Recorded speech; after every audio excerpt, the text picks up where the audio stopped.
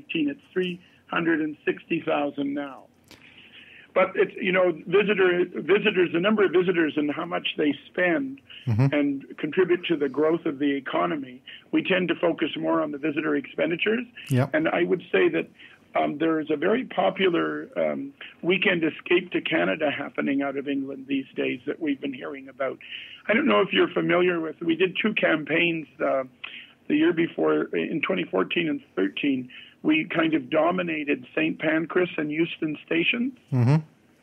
And we had a big lift from those 2 campaigns in terms of people kind of going, oh, yeah, we want to go to Canada. And some of the tour operators that we work with in Britain are saying that, a weekend in Toronto is, a 4-day weekend, probably not a 2-day weekend, is something that people are considering doing more and more. Checking it out before you check in on the John Guinn Travel Show on ukhealthradio.com.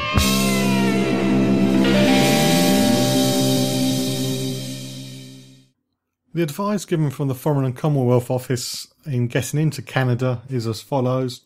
Visitors travelling to Canada by air are now expected to get an electronic travel authorisation, or ETA, to enter Canada. Although this is in place now, you've got a little bit of leeway until the 29th of September. So you might as well get used to doing it now.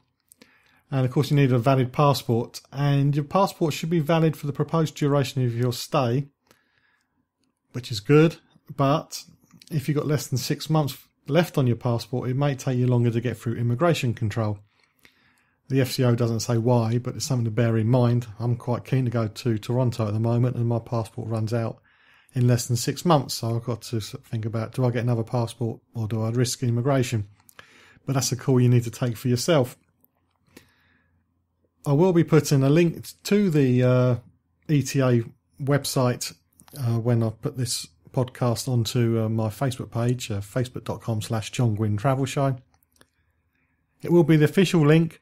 As always, when you're looking for electronic visas to visit a country, there are websites out there that may charge you more than you need to pay. Sometimes visas are free, sometimes there aren't.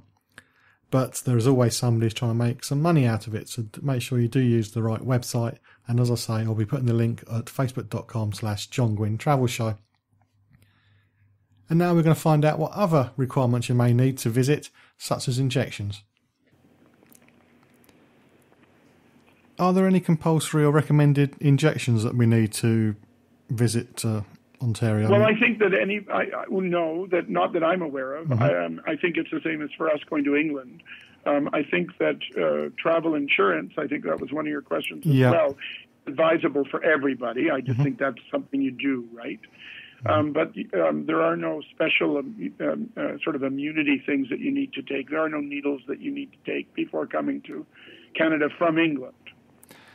Oh, that's good. I'm not very good with needles. I had yellow fever injection once and I collapsed. And oh, that's not good. That's not good. No, I went to China a couple of times, and there's quite a range of needles that you need. I'll be no good. I mean, I'm 18 stone and 6'3", so I was quite heavy to pick up from the floor. Yeah, I can imagine. Do you have any tourist taxes or sales taxes that people should be aware of? There is HST tax. It's 13% on every purchase, but I believe you're allowed to get reimbursed for it. But it's rather a complicated process for the part of it. But there's also a lot of duty-free shopping at the airport. Yes, it doesn't matter where you are. The process of claiming the money back is always complicated. Yeah. We've talked about the cities and the forests and the snow, but is there much in the way of wildlife? Are you more likely to see a bear or a wolf? Oh, my goodness, yes. So moose, you have to be careful driving in the north, especially at dusk. You'll see signs that say moose crossing and deer crossing, where there's a lot of moose and deer. Bears and wolves tend to be more private. The chances of seeing a bear in the spring is higher than seeing a wolf. You can actually go on a wolf howling experience where in Algonquin Provincial Park, they have public wolf howls where you can hear the sound of a wolf, and they do a sort of a naturalist-led interpretive program. that's quite popular. It's been going on for 53 years. They take place, however, only on Thursdays in August or in September before Labor Day, when weather and accessible wolves sort of permit. We have a huge monarch butterfly migration when they go from Canada down to Mexico, in just north of Lake Erie in the Essex Pelly Island area. We have moose safaris, sort of a guided trip in a canoe. We have a British and a German social media influencer visiting recently, and I think one of them was in a canoe, and they almost fell out of the canoe. He was so excited because he's in the canoe, and I'm going to say maybe 20 feet away is a moose looking at him from the shore. And that's quite popular. But, I mean, it is, when you think of a population of 13 million, more than half of which live in the southern part of the province, and how big the province is, you've got wildlife all year round. We've got everything. The beaver, of course, is ubiquitous, and they'll plug up rivers and lakes here and there. A lot of beautiful birds, snowy white owls in the winter, falcons. I was just at a tourism event we held at the Union Station, because now I don't know if you know that to get from Pearson to downtown Toronto now, we have something called the Union Pearson Express or the Up Express. As a senior, I paid $6 Canadian. I think the regular price is $9. Anyway, we had a tourism event at the Union Station, and they had a peregrine falcon there that somebody brought so that people could get a chance to get up close. You can go, by the way, from Union Station to Niagara Falls. You can go to Montreal, to Ottawa. There's a lot of train travel in the southern part of the province. So we've got rattlesnakes. They're not very, I've never heard of anyone being bit by them, but they do exist. All kinds of reptiles. You can go, have you heard of muskie hunting? I haven't, no. Muskie. It's a fish that's so big, with a mouth that's so big, that they don't say that you go muskie fishing. They say that you go muskie hunting. And you do that in northwestern Ontario. There's a lot of beautiful lodges in northwestern Ontario and northern Ontario generally where you have to fly in, or you can fly in and spend a few days experiencing nature in the outdoors, quite in isolation from highways and roads and so on. If you visit ontariotravel.net, you'll get a chance to understand some of those. We also have you heard of glamping? Yes, that's starting to become popular here, yes. Yeah, so we even have yurt, Y-U-R-T, like from Mongolia. We have yurt camping and glamping. It's very much a Catherine Hepburn African safari kind of tent with a full bed and dresser and so on. And for people who aren't that familiar with camping at all, there's a company now out of Toronto called Park Bus, P-A-R-K-B-U-S, and they will actually take you to a camping area close to Toronto, and they will provide you can rent the basics for doing a bit of a camping trip. And a lot of immigrants and newcomers to Ontario are finding this a very good way for them to start to experience the province beyond the city. You're listening to The Travel Show with John Guinn on ukhealthradio.com. The Niagara Falls actually borders Canada and America. If you spoke to the Americans, it's like the whole thing's in America and not in Canada. But anyway, you can see it from either side of the border. So the next question I asked Ronald Holgerson, who's president and CEO of the Ontario Tourism Marketing Partnership, was where the best place to view the falls from is. We believe that I've done all of it. So if you're standing on the Canadian side, it's the most dramatic view that you can get. And many of the hotels offer a falls view. And I can't remember which hotel it is, but there's one hotel where you open your window and you're looking right at the water going over the top of the falls.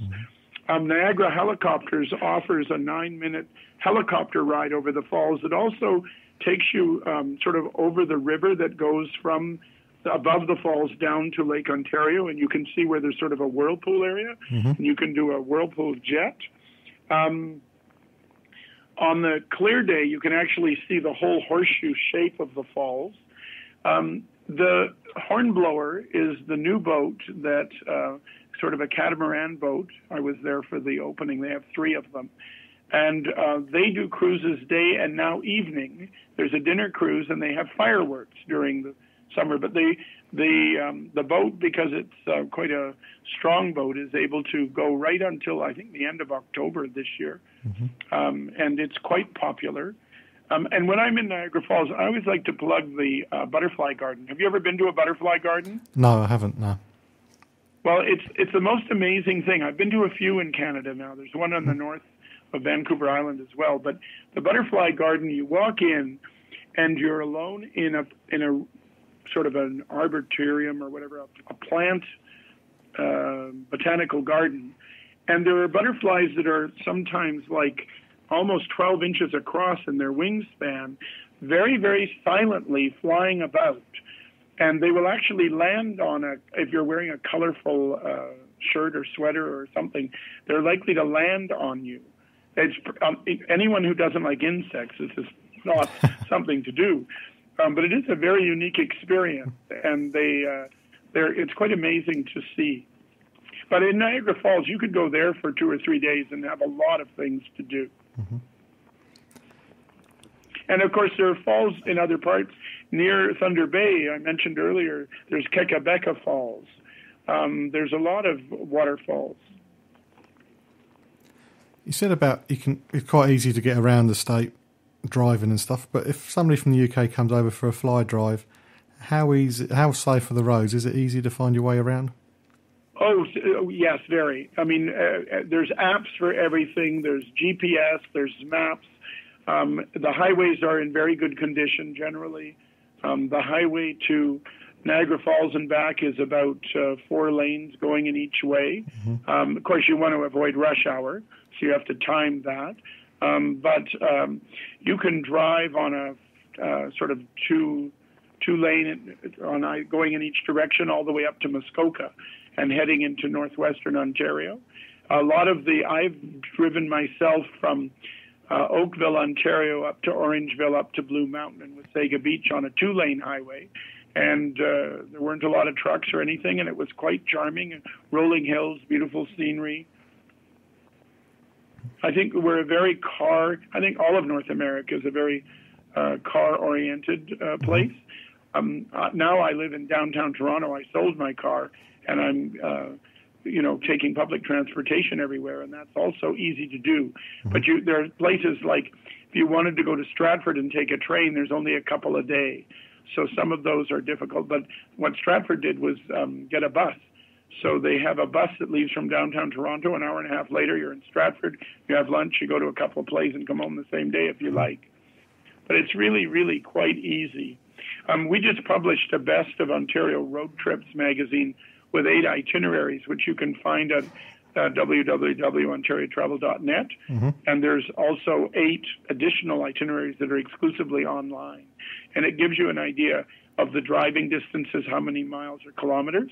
Of course, for Brits, they have to be comfortable driving on the other side of the road, so to speak. You can follow me on Twitter at holiday_hut. As you know, when I talk about destinations, I always bring up food. As you know, when I bring up food, I always say a figure like mine takes maintenance. So that's that little bit out of the way. But yes, we are getting on about food now. So the next question I put to Ronald was, what's the food like in the province of Ontario? Thinking about Toronto now, there's thousands of restaurants, and we are the world's most diverse city. There are 9,000 restaurants, ends up giving me the exact figure.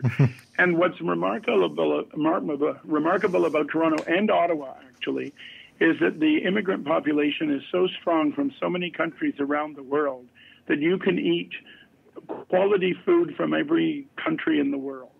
We have fabulous Italian, fabulous Chinese, Ethiopian restaurants, just about every culture. There's Greek culinary festivals. We have really, I can't think of any culture that I can think of that you wouldn't be able to sample the food.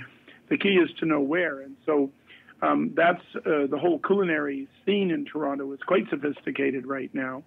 But even if you go to Timmins or to Sudbury, there are now very interesting restaurants open. I was in a small town called